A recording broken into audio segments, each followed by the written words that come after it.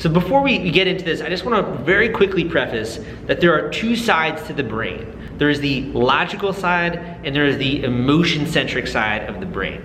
So logic is delivering factual information, teaching step by step, conveying information in a very logical sense. So what are the specifications of this product? Or how does it allow you to do X, Y, and Z? It's conveying logical, dry information. And I love that. I love talking about this kind of stuff. I love teaching, and a lot of teaching is logical, step by step, showing people how to do things.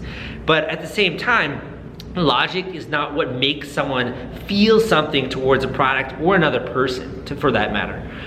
You want to actually stimulate the emotional side of the brain if you want people to feel like, wow, this is a really freaking cool product. Like logically, it probably doesn't make sense for me to spend, $50 on this thing, but I just want this. It looks freaking cool. Or man, I really like this person. I can't put my finger on this, but I just like this person. They seem really positive. I'm going to support them for this reason. The secret, if you will, of crowdfunding is to actually stimulate the emotional side of the brain rather than the logic side of the brain. So everything we talk about in filmmaking, all these different techniques, all the different strategies, etc., it's meant to actually engage the emotions in your brain. And a lot of this stuff is, particularly in filmmaking, is number one, to pique and hold attention. To draw attention to a fact, to draw attention to a scene, to a character, but also throughout the entire video message, making sure that you're holding on to someone's attention, that they're continuing to watch the video. The techniques we're gonna be sharing are gonna help you maintain attention. And number two is to give an overall emotional feeling towards a product or towards a scene, to make me feel something about someone, or to make me feel something, some sort of way about an environment. A good way to put this into physical terms is if you think of different film genres, like we have comedies, we have horror films. A comedy film has a very different feel. The emotions that you get throughout the film and at the end of the film are very different. You're laughing, you're having a good time, it's funny, etc. It's a very warm feeling. But when you watch a horror film, you're feeling scared. You're feeling like you want to cuddle up with someone. You want to get under your blanket. You must feel like heightened and anxiety. And it's kind of fun. I love horror films.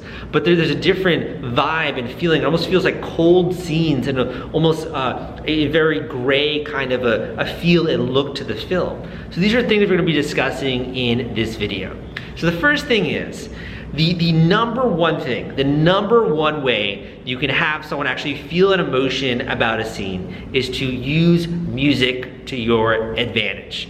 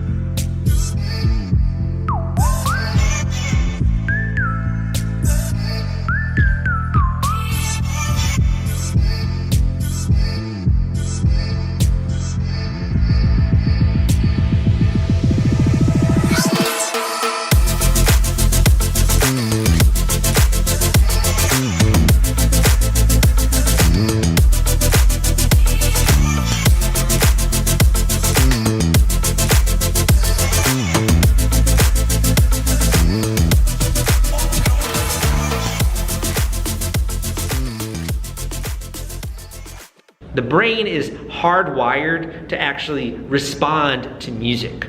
When we hear music, sad, depressing music, you tend to feel sadder and more lonely and more depressed. When we feel really upbeat music, happy, positive music, we tend to be put into more of a happy and positive mood. And similarly, the type of music I love to listen to when I'm, cranking out some work is like EDM style music, where these really like upbeat music gets me really like amped up. I want to crush out some work on my laptop or write out a lot of different things. It really improves my overall like responsiveness, if you will, to wanting to work. So you can use music to your advantage. So for example, if you want someone to feel, you want a viewer to feel like this product is going to allow them to do things, or it's meant to be an inspirational kind of a product, overlay inspirational music. I know it sounds bread and butter, but you'd be surprised by the number of first timers who fail to use music to their advantage. You can also do it for segueing to another scene, or if you want someone to feel a certain way about a character, or you're trying to make a joke in your video, it's gonna help if the joke go over. If you have more of a humor-based kind of soundtrack or background music, it's gonna make someone encourage those emotions to sort of bubble to the surface, if you will. So number one, use music in your videos. Number two, you're going to want to make sure that in order to hold attention, you're constantly changing the frame.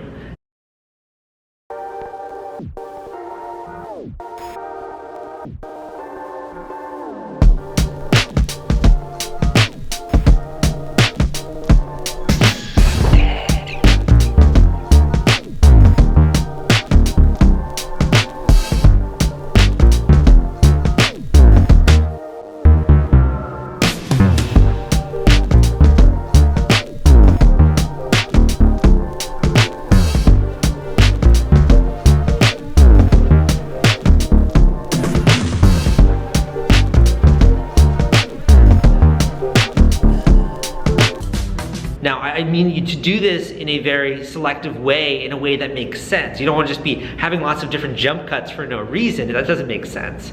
But in a way that supports the story. So maybe if you're showing a product, showing first a scene where the person is in the environment, showing maybe another snapshot of something else in the environment, then showing maybe their hands using the product, another angle doing something else. This is referred to as B-roll footage.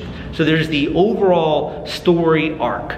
You know, you're talking, you're explaining this product, things are going on, something's happening from point A to point Z.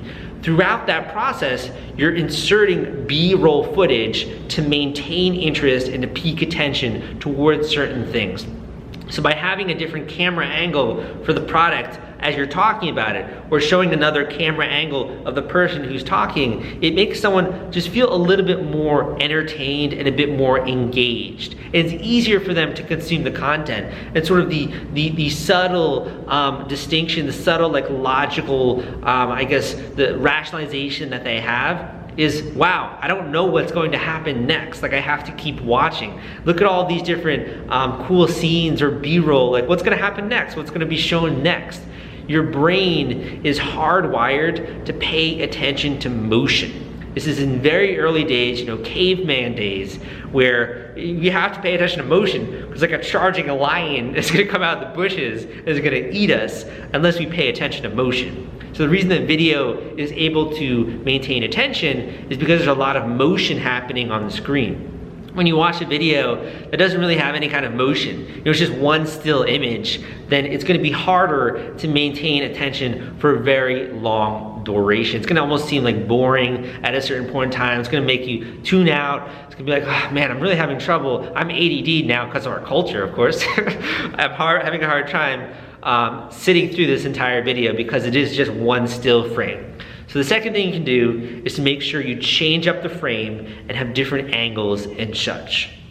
The next thing you can do if you want to engage someone's emotion as they're watching the video is to color grade the video. So a lot of different plugins that you can use to do this. You could also even do this just simply within iMovie, but by changing the color grading of the video and doing things like improving brightness or saturation or contrast, or also the blue versus yellow that appears in the video, you know, bringing out maybe the orange and the blues, it's going to allow you to have a very different feel surrounding the video. I think myself included, when we see these different videos on YouTube, or we see these different videos and advertisements, etc., we tend to think like they just shot it on a really high quality camera and then it went and shone on the TV, or then they showed it on YouTube. That's not how it works. The way it works is, yeah, they shot it on a high quality camera. You know, it could be something like the EOS 70D. The camera I'm using now is the G7X because I had that available to me. They shot on a really good camera, but then it went through an editing process and they color graded it. You know, the actual movie you see is color graded in order to bring out certain moods and vibes. So that's another thing you can do to up the quality of your pitch video and make people or encourage them to feel certain emotions at different times. Next thing, this is really super basic, very basic, but it really goes, I mean, I know that this doesn't come secondhand to me, so I want to share this. When you're drawing attention to something, you have to think about what actually causes the human eye and the brain to rationalize there should be attention on this thing. And it's very simple. It's focus. It's focus. So when you have, for example, an object, and then you have in the background, it's all blurred out, and you're using a DSLR camera, the object is all clear, naturally, your attention is gonna focus on that object. And your brain might pick up some of the stuff in the background, like people walking, etc., the environment, but that's just gonna add to the background of the story. So if you wanna have someone's attention be drawn to someone's expression, you're gonna obviously move the camera and show that and have the focus be on that person. Similarly, you can use lighting to your advantage. So lighting being the person who, if you're trying to characterize them as sort of untrustworthy or sketchy or whatever, you might have one side of their face kind of in shadows. You might have their entire face in shadows, and that's gonna give you a much different feel towards that character or that product or that thing, versus if you want someone to feel, you know, upbeat and to feel like this is a person they can relate to, naturally you would want good lighting on your face, because that's what the human beings are gonna rationalize, like, oh, I see this thing in the darkness, it's kind of scary. Oh, I see this thing, it's fully lit, therefore it's more approachable, if you will.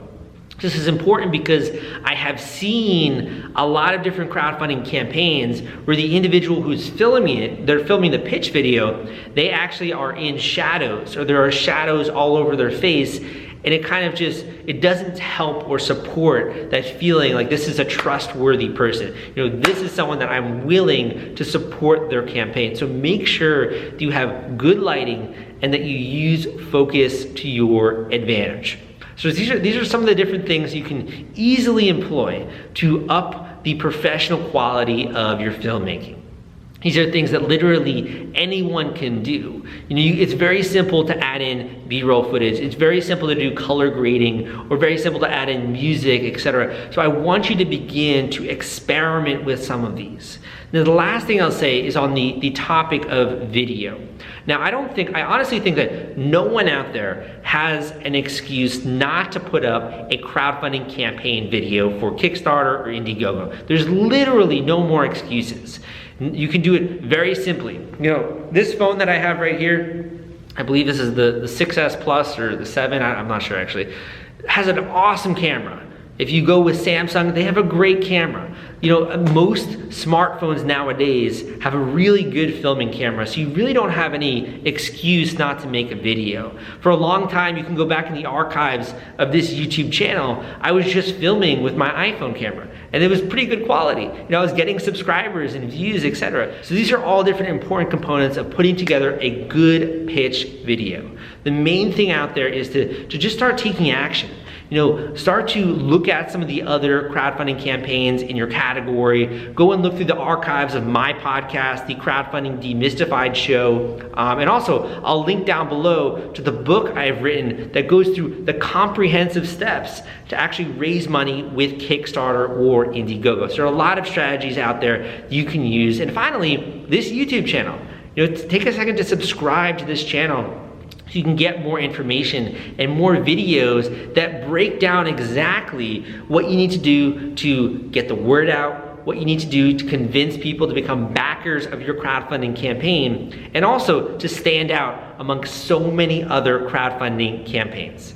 So again, my name is Salvador Brigman. I hope you enjoyed this video, and if you did, give me a thumbs up so that I know I did a good job. And if you have any questions, be sure to leave them in the comments down below. I try to go through all of the comments. I'm not able to answer every single one, but if I think it's an answer that will help the community, I'm happy to answer a question in the comments. So be sure to leave that down below. But again, my name is Sal, and I'll see you next time.